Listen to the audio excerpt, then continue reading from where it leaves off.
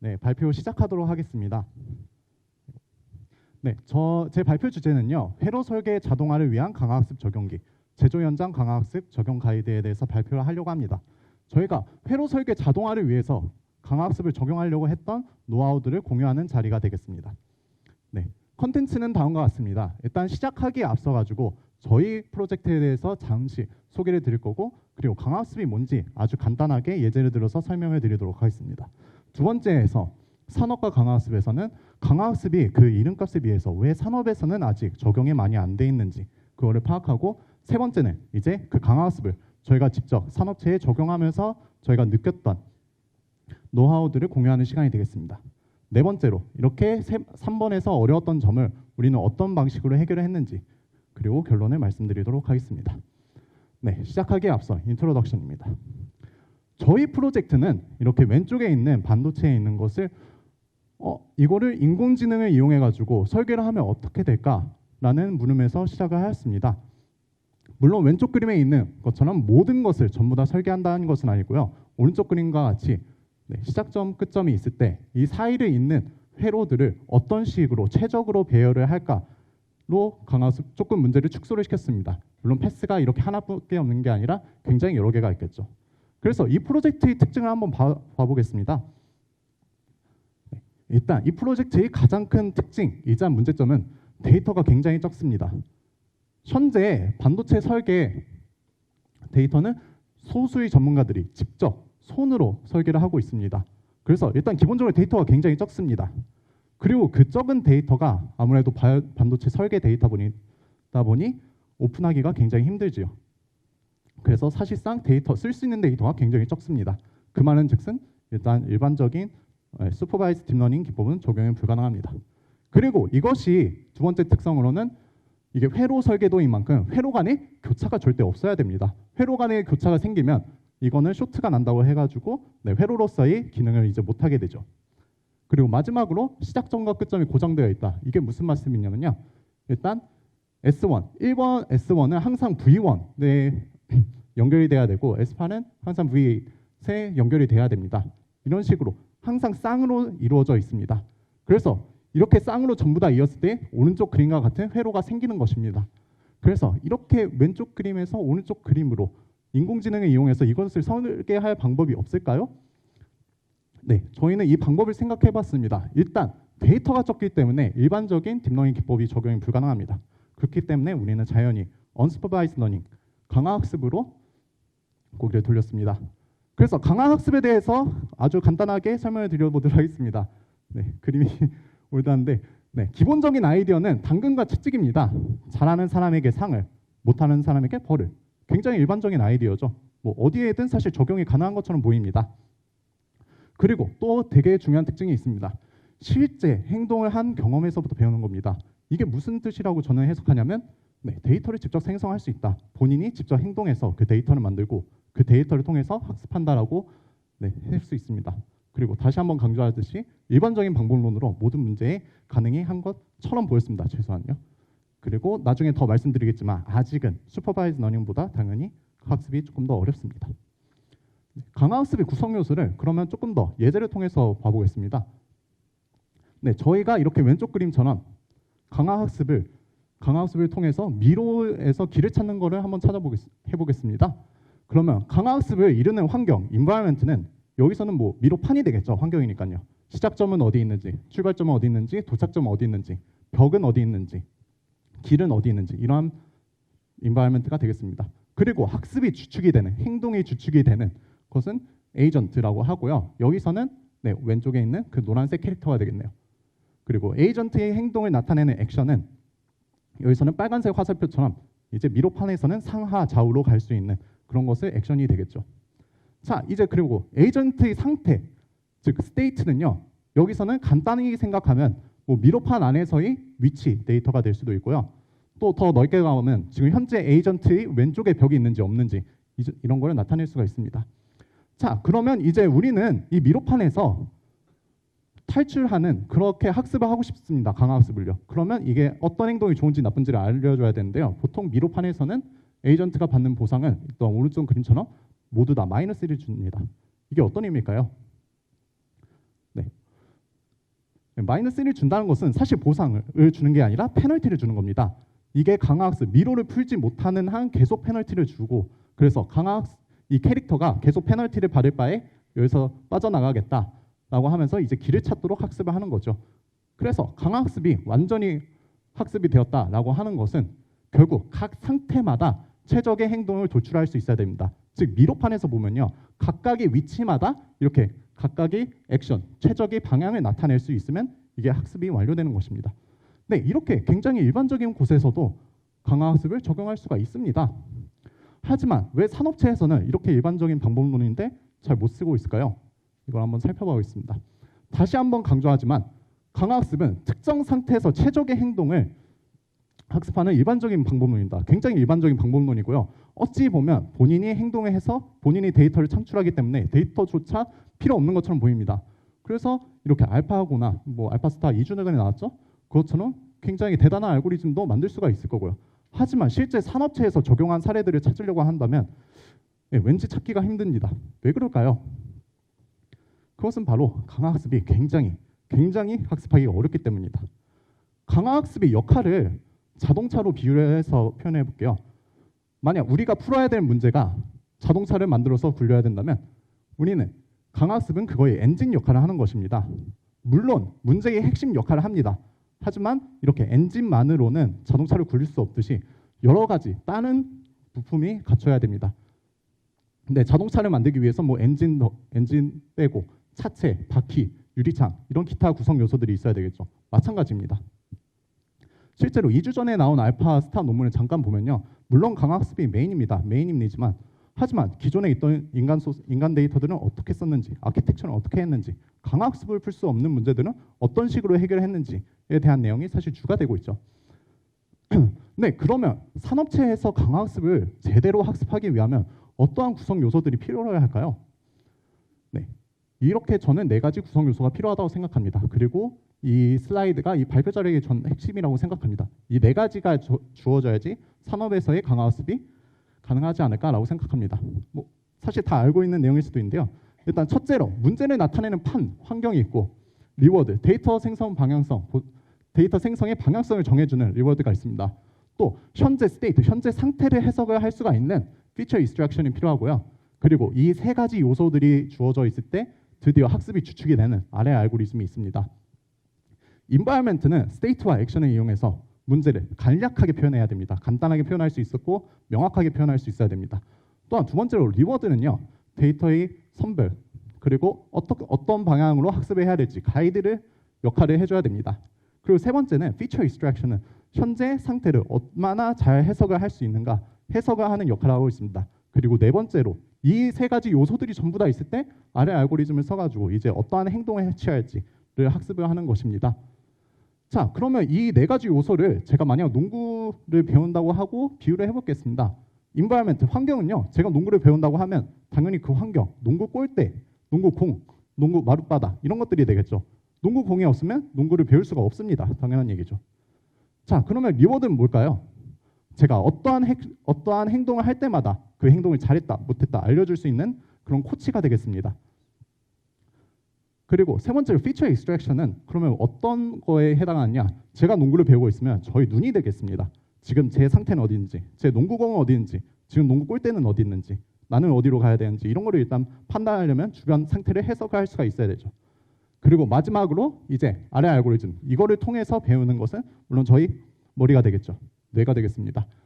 이렇게 총 4가지 구성 요소가 있어야지 비로소 산업체에서의 강화학습이 적용이 가능합니다. 그런데 이 산업체에서 강화학습이 그럼 왜 어렵냐? 이 4가지 구성 요소 하나하나가 정말 충족되기 어렵습니다. 일단 첫 번째로 environment를 한번 봐보겠습니다.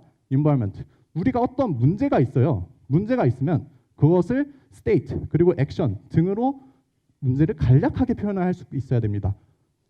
근데 일단 거기서부터 안 되는 문제들이 되게 많죠. 되게 많은 상상력을 발휘를 해야 됩니다. 두 번째로 우리가 학습 방향성을 나타내려고 할 때 우리 이거는 현업 전문가와 함께 논의를 해야 됩니다. 개발자는 어떠한 데이터가 좋은지, 어떤 데이터가 나쁜지, 어떤 방향이 좋은지 보통 모릅니다. 현업에 있는 전문가가 있어야지 어떤 방향으로 학습을 시키라 이거를 알 수가 있습니다. 마지막 피처 익스트랙션. 현재 스테이트 상태를 해석을 할 수 있어야 되는데 물론 컴퓨터 비전, NLP라든지 지금 이렇게 딥러닝이 많이 발달된 부분에서는 이 피처 익스트랙션이 어느 정도 됩니다. 하지만 그게 포함되지 않는 그런 딥러닝이 발달되지 않는 부분은 본인이 직접 딥러닝을 설정하고 본인이 직접 아키텍처를 만들어가지고 이 피처 익스트랙션까지 다 해야 됩니다. 그리고 이 세 가지가 전부 다 됐을 때 이제 아래 알고리즘의 학습이 가능한데요. 이 아래 알고리즘조차 보통 게임에서 많이 픽스된 인바이러먼트, 픽스된 리워드, 픽스된 피처 익스트랙션을 통해서 학습을 합니다. 다소 산업체에서 쓰는 강화학습과 차이가 있을 수가 있죠. 그래서 이 네 가지 구성 요소 하나하나가 삐끗할 가능성이 굉장히 높습니다. 그렇기 때문에 산업체에서 강화학습을 쓰기가 어려운 것입니다.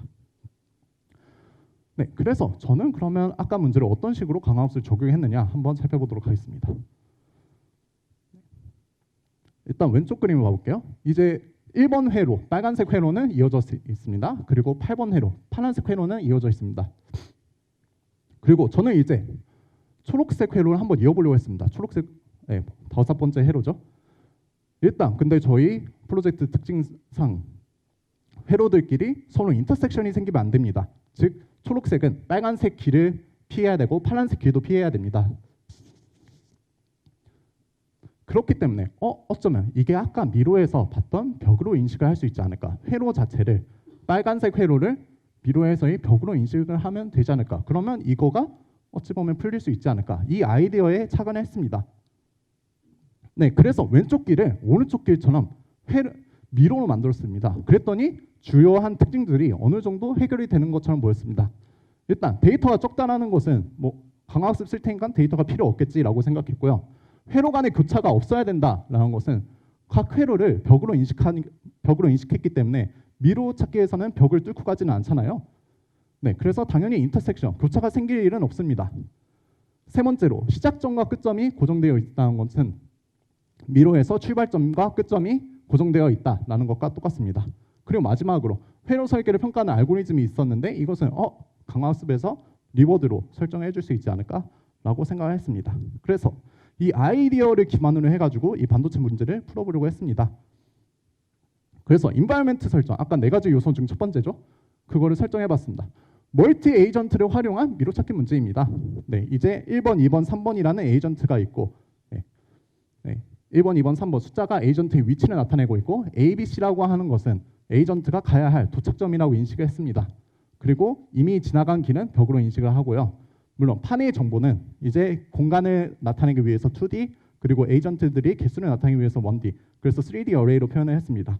그리고 이러한 3D 어레이에서 피처를 잘 뽑아내기 위해서 CNN 베이스드 아키텍처를 사용했습니다.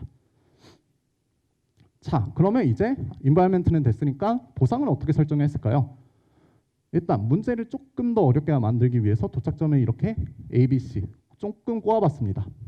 저는 맨 처음에는 조금 욕심이 생겼습니다. 완전히 인간의 지식을 배제하려면 어떤 식으로 해야 될까요? 그거는 성공한 경우에만 리워드를 딱 1을 주면 되지 않을까요? 네. 그 알파고 제로를 한번 따라해 본 겁니다. 아무튼 그러면 리워드는 이 완벽하게 도착했을 때만 1을 받기 때문에 사실 그 전까지는 리워드가 없습니다. 어떠한 방향으로 학습을 해라 라고 알려주는 사람이 없기 때문에 오로지 무작위로만 탐색을 합니다. 그래서 이렇게 오른쪽인 그림처럼 완전히 무작위로 가게 됩니다. 그래서 보다 더 나은 리워드 설정이 필요합니다. 이 오른쪽 같은 경우는 혹시 에이전트가 A번이 오른쪽 밑에 있다라고 인식을 하더라도 거기로 갈 생각 안 합니다. 거기로 가게 유도를 아무도 안 하게 됩니다. 네, 그러면 아까처럼 미로에서처럼 리워드를 매 턴 마이너스 1, 매 턴 페널티를 주는 방향으로 하면 어떨까요? 네, 원래 미로 풀기에서는 학습이 언제 종료되냐면 미로에서 에이전트가 탈출했을 때 학습이 종료되죠. 하지만 이번 경우에는 이렇게 오른쪽 그림과 같이 어떠한 에이전트의 상하 좌우를 전부 다 막아버리면 이제 에이전트가 이게 종료가 됩니다. 즉 누구보다 빠르게 이 종료가 되도록 학습이 됩니다. 그래서 길을 막는 식으로 학습이 됩니다. 그래서 아직 이 방법으로는 리워드 설정이 조금 모자라다. 그래서 보다 더 나은 리워드 설정이 필요하다라고 느꼈습니다. 그래서 마지막으로 저희는 리워드를 어떤 식으로 줬냐면요. 이걸 수식으로 표현하지는 않았지만 페널티를 주되 도착점에 가까우면 가까울수록 페널티를 좀 적게 주는 방향으로 가자라고 했습니다. 자, 그러면 이제 리워드가 어찌 보면 가이드 역할을 하는 거죠. 도착점에 가까워지면 페널티가 적게 받는 걸 알고 이제 도착점에 점점 수렴하게 됩니다. 그래서 이렇게 하면 네, 이제 미로풀기에 성공하는 경우는 발생합니다. 몇 번 한 3번 돌면 한 번쯤은 이런 식으로 성공적으로 나갑니다. 하지만 여전히 학습이 수렴되지는 않습니다. 네, 왜 그럴까요? 네, 저희는 피처 익스트랙션에서 문제를 찾았습니다. 일단 우리 판의 경우의 수는 굉장히 많습니다. 일단 간단히 계산해 보겠습니다. A번 판은 일단 10 곱하기 10 그리드 격자판으로 되어 있습니다. 즉 100개의 격자가 있는 거고요. 각 격자마다 현재 벽이 있을 수도 없을 수도 있습니다. 그러면 이거 간단히 계산하면 2의 100승, 대략 100만 개의 경우의 수가 있죠.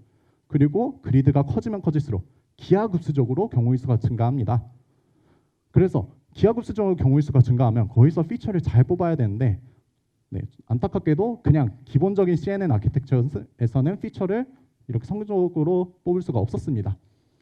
예를 들어 보겠습니다. 일단 A와 B를 비교를 해볼게요. A와 B는 판을 봤을 때 누가 봐도 서로 다른 판이죠. 누가 봐도 서로 다른 벽이고요. 하지만 이제 1번이라는 길을 잇는 입장에서 봤을 때는 A와 B는 되게 비슷합니다. 사실상 길은 똑같습니다. 반면 A와 C의 경우에는 판이 되게 비슷합니다. 판이 굉장히 비슷하지만 실제로 가는 길은 완벽하게 다릅니다. 즉 우리는 피처 익스트랙션을 통해 가지고 A와 B는 사실 비슷하지만 A와 C는 사실 다른 거다라고 말해줄 그러한 피처 익스트랙션이 필요합니다. 네, 그래서 저희는 조금 더 옵티마이즈를 시켰습니다. 저희는 CNN을 할 때 네, 이렇게 왼쪽처럼 커스터마이즈 컨버전 커널을 써가지고 우리 에이전트 위에 어디에 벽이 있는지 일단 먼저 인식을 했습니다. 그리고 그것을 풀링 레이어를 이용해가지고 어디에 벽이 있는지 그것을 인식 범위를 점차 넓혀갔습니다. 그리고 그것을 프랙탈 뉴럴 네트워크 아키텍처 방식을 가지고 하나로 쌓아서 저희 그 피처 익스트랙션을 했습니다. 그랬더니 총 5개의 에이전트에 대해서 학습이 가능했습니다. 네, 딥러닝을 잘 아직 익숙하지 않은 분들에게는 그냥 딥러닝을 최적 옵티마이즈를 최대한 많이 시켰다라고 이해를 하시면 일단은 되겠습니다. 네, 그래서 제가 했던 구성 요소들을 이렇게 한번 적어봤습니다. 정리를 해봤습니다. 일단 environment는 제가 회로판을 미로로 인식을 하고 그리고 점들이 있는 것을 미로에서 길을 찾는 것으로 인식을 했습니다. 그리고 한 번 간 회로는 한 번 간 길로 한 번 벽으로 인식을 했고요. 두 번째 리워드는 네, 이제 그냥 무식하게 마이너스 1로 주는 것이 아니라 어느 정도 어느 방향으로 탐색을 할지 가이드를 주는 역할로서 썼습니다.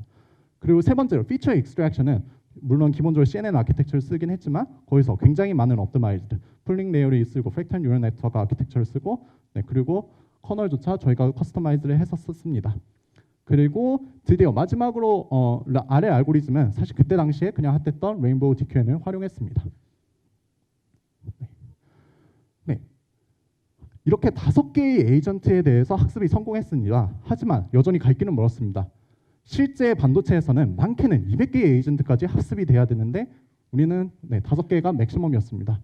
그래서 뭐가 문제인가 했더니 경우의 수가 너무 많습니다. 불필요한 데이터가 너무 많습니다. 왼쪽에 있는 그림을 봐볼게요. 이 노란색과 파란색 회로는 물론 다른 회로입니다. 위치에 대한 정보가 다르죠. 하지만 특징들을 뽑아보면 사실 비슷하지 않습니까? 네, S2 회로랑 V2가 바로 못 이루어지고 S3와 V3도 못 이루어지고요. 그래서 이렇게 비슷한 회로들이 너무 많습니다. 이것을 하나로 표현하고 싶습니다. 노란색 회로와 파란색 회로는 하나로 표현하고 싶은데 반면에 이제 노란색과 빨간색 회로는 분명히 다른 회로입니다. 왜냐고요? 이렇게 3번 회로를 봤을 때 노란색이랑 3번 회로는 교차가 일어나는 것에 비해 빨간색과 3번 회로는 교차가 일어나지 않습니다. 분명히 다른 회로입니다. 그러면 우리는 왼쪽에 있는 이 2개의 회로는 똑같은 거다 보면서 오른쪽에 있는 노란색과 빨간색 회로는 다른 거다라고 이런 필터링이 필요합니다. 그래서 저희가 어떤 식으로 이 방법을 해서 어떤 방식으로 이거를 해결을 했을까요? 네, 해결책과 결론입니다. 네, 저희는 위상수학 토폴로지를 썼습니다. 네, 여러분 커피잔과 도넛이 서로 같다라는 얘기는 들어보셨나요? 수학적으로 봤을 때 위상수학이라고 하는 것은 상대적인 위치만 고려하는 겁니다. 네, 모든 것이 차르그로 이루어졌다고 가정하는 겁니다. 지금 도넛 오른쪽에 보이는 도넛을 네, 차륵으로 돼 있다고 가정하고 이렇게 축소시키고 팽창시키고 네, 줄이고 늘리고를 반복하다 보면 이렇게 오른쪽 그림과 같이 커피잔이 만들어집니다. 중요한 거는 저 사이에 있는 구멍 하나고요. 자, 이제 그러면 이 위상수학적인 입장에서 봐보겠습니다. 이 A번에서 봤을 때 위상수학으로 봤을 때는 A번에서 위에 있는 회로를 마치 고무줄처럼 보이는 겁니다. 그래서 이 회로를 조금씩 당겨서 밑에 있는 회로처럼 만들 수가 있습니다. 그에 반해 B에 있는 회로는요. 이게 위에 있는 회로가 아무리 고무줄로 이루어졌다고 하더라도 이 동그라미를 지나지 않고서는 밑에 있는 회로로 만들 수가 없습니다. 네, 이 위상수학적인 관점에서 봤을 때 다시 이 밑에 있는 것들을 보면 당연히 노란색 회로와 파란색 회로는 같은 회로가 되겠죠. 그리고 노란색 회로와 빨간색 회로는 서로 다른 회로가 될 것입니다. 네, 그래서 위상수학으로 이거를 어떻게 필터링을 할 것인가? 네, 저희는 이렇게 새로운 구조로 변형을 했습니다. 이 회로를 위상수학으로 변형한 거죠. 예를 들어 V1과 V2를 있는 이렇게 노란색으로 되는 회로를 생각해 보겠습니다. 저희는 그러면 R1과 R2 점선을 따라서 일단 이것을 자를 거고요. 이게 위상수학으로 보기 때문에 모든 것이 다 차륵으로 돼 있다고 가정하는 것입니다.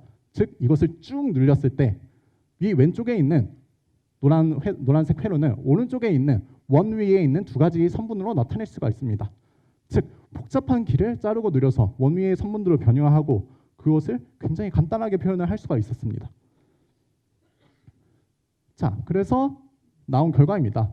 이 왼쪽에 있는 그림이 있었을 때 우리는 R2, R5 아까와 같이 잘라서 다시 늘린다고 가정하면 이게 오른쪽 이러한 데이터 프레임으로 만들 수가 있습니다. 즉 경우의 수를 진짜 극단적으로 축소를 시킨 겁니다. 아까 있었던 위치 데이터 정보들을 전부 다 날려버리고 필요한 피처만 이렇게 축출을 한 겁니다. 그래서 경우의 수를 진짜 극단적으로 축소를 시킨 거죠. 그래서 아까와 있었던 인바이러먼트를 한번 비교를 해보겠습니다. 아까 왼쪽에는 이렇게 미러로 인바이러먼트를 설정했고 지금 현재는 위상수학을 이용해서 이렇게 오른쪽으로 인바이러먼트를 설정했는데요. 네, 현재 같은 회로를 나타내고 있는 것입니다. 당연히 오른쪽이 훨씬 더 간단해 보이죠. 네, 이렇듯 새로운 판을 이용해 가지고 경우의 수를 굉장히 극단적으로 축소를 했습니다. 그리고 또한 오른쪽에 있는 경우도 저희가 비주얼라이제이션을 원 위에 있는 선분들로 해서 그렇지 네, 데이터 형식은 엄청 간단합니다. 실제로 네, 리스트들이 집합입니다.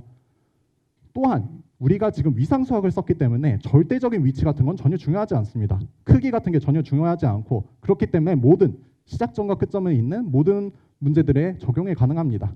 그래서 일반적인 문제로 확장이 가능합니다. 우리는 그래서 이 방법에 특허를 내고 이 특허를 이용해서 이번 과제를 성공적으로 마무리를 했습니다.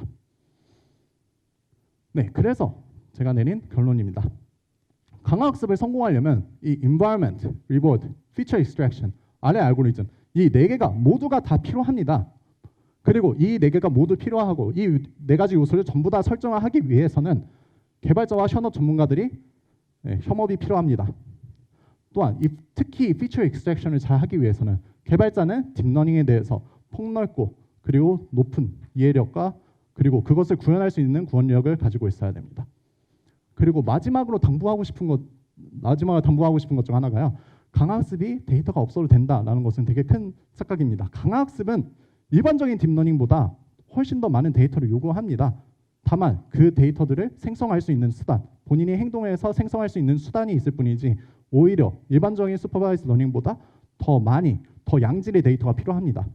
그렇기 때문에 일반적인 경우 강화학습이 학습이 덜 됐기 때문에 일반적인 슈퍼바이즈 러닝보다 성능이 조금씩은 떨어집니다. 그래서 혹시 여러분들 중에 강화학습을 한번 배워보고 싶으신 분들이 있다면 강화학습은 이론만 공부하는 게 아니라 본인이 직접 구현화를 해서 그것을 이해를 해야 됩니다. 그리고 제가 여기서 말하는 구현화라고 하는 것은 토이 이그젬플에서 예를 들어 카트폴이나 틱택토 같은 곳에서 파라미터 설정을 조금 바꿔보는 것이 아니라 직접 어떤 문제를 보고 그 문제를 직접 본인이 인바이러먼트를 설정하고 그리고 그 인바이러먼트에 맞는 리워드까지 설정하고 그리고 거기에 맞는 이제 딥 뉴럴 네트워크를 짜가지고 피처 익스트랙션을 하고 본인이 직접 트레이닝을 한번 해보길 권합니다. 왜냐하면 이게 이론과 실제가 굉장히 큰 갭이 있습니다. 그리고 그 갭을 이해해야지 이제 딥러닝에 감이 생길 수가 있습니다. 네, 하지만 딥러닝이 이제 제대로 학습이 된다면 이제 인간들이 차마 못 미칠 그러한 대단한 인공지능을 만들 수 있는 그러한 저력도 분명히 가지고 있습니다. 네, 여기까지가 저희 발표였습니다. 감사합니다.